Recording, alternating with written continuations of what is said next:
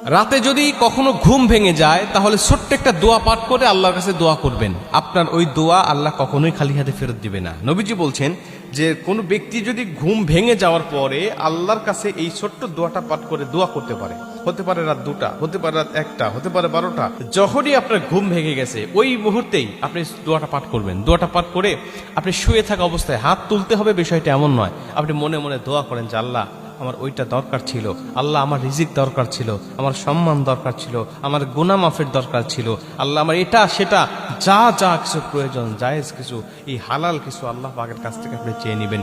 নবীজি বলছে দোয়া করলেই আল্লাহ পাক তখন তার দোয়াটা কবুল করে নেয়।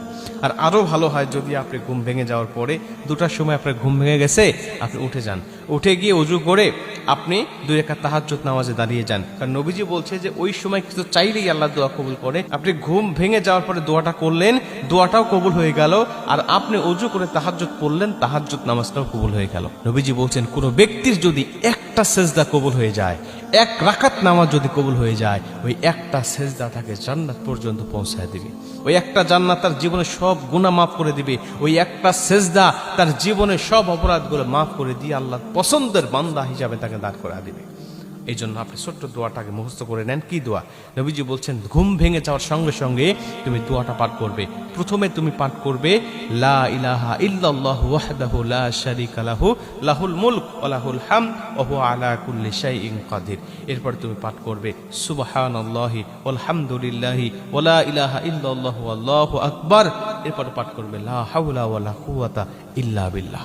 এই দোয়াটা কিন্তু আমরা ভেঙে ভেঙে, এখানে 3টা দোয়া একসাথে করা হয়েছে, ভেঙে ভেঙে কিন্তু আমরা সবাই জানি, এটা কিন্তু আমাদের মুখস্থ আছে। লা ইলাহা ইল্লাল্লাহু ওয়াহদাহু লা শারীকা লাহু লাহুল মুলক ওয়া লাহুল হামদ ওয়া হুয়া আলা কুল্লি শাইইন কাদির। আমরা সবাই কিন্তু ফরজ নামাজের শেষে ওই সুবহানাল্লাহ 33 বার, আলহামদুলিল্লাহ 33 বার, আল্লাহু আকবার 33 বার পাঠ করার পরে 100 বার পূর্ণ করার জন্য কিন্তু আমরা এই দোয়াটা পড়ে থাকি। অতএব এটা কিন্তু আমাদের মুখস্থ আছে অলরেডি। সুবহানাল্লাহ আলহামদুলিল্লাহ ওয়া লা ইলাহা ইল্লাল্লাহু আল্লাহু আকবার, এটাও আমাদের মুখস্থ আছে, কারণ এটা একটা তাসবিহ।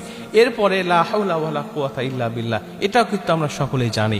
এই 3টা দোয়া একসাথে করে ঘুম ভাঙার পরে যদি আপনি পাঠ করে আল্লাহর কাছে দোয়া করতে পারেন, মনের কথাগুলো খুলে বলতে পারেন, আল্লাহ পাক আপনার দোয়া অবশ্যই কবুল করে নেবে। আপনি এরপরে যদি সম্ভব হয় আপনার পক্ষে যে ঘুমটা আর ধরতেছে না বা একটু নামাজ পড়ি, তাহলে ওযু করে 2 রাকাত নামাজও পড়বেন, ওই নামাজও আপনার কবুল হয়ে যাবে। যেহেতু নবীজি বলেছেন ঘুম ভাঙার পরে এই দোয়াটা পাঠ করলে সবকিছু কবুল হয়, অতএব আপনার নামাজও কবুল হবে।